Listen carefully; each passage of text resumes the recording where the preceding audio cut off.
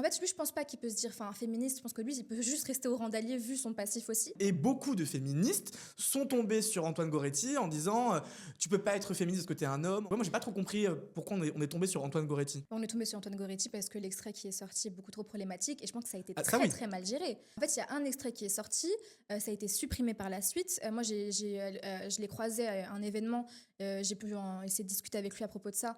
Il m'a dit que c'était pas de son fait, que ça a été supprimé apparemment. Mais en fait, ça a été très très mal fait parce que je pense que ça aurait pu. En fait, lui, je pense pas qu'il peut se dire, enfin, féministe, je pense que lui, il peut juste rester au rang d'allié vu son passif aussi. Mais je trouvais ça intéressant comme personnage, dans le sens où je pense qu'il pouvait convaincre pas mal de mecs qui sont dans cette masculinité toxique, qui sont dans des sphères où le féminisme n'est pas à la portée de tout le monde aussi. Oui. Ça aurait pu être bien fait, mais ça a été très mal fait. La communication de dire juste comme ça, bah, j'ai failli lui faire ça, et qu'après, il y a juste l'extrait et tout est supprimé. Ah oui, non mais. Elle aurait pu juste dire, écoutez, surtout là, cette génération-là où le féminisme, on en parlait beaucoup moins, vous avez forcément, en tout cas 90% de chances, vous avez été problématique à un moment donné. Donc viens, on en parle, Oui. viens, on en discute. Mm. Et ça, je pense que c'est ça que les hommes ils devraient avoir comme discussion entre eux. Je suis d'accord J'ai été avec toi. problématique à un moment donné, faut en discuter, faut prendre conscience.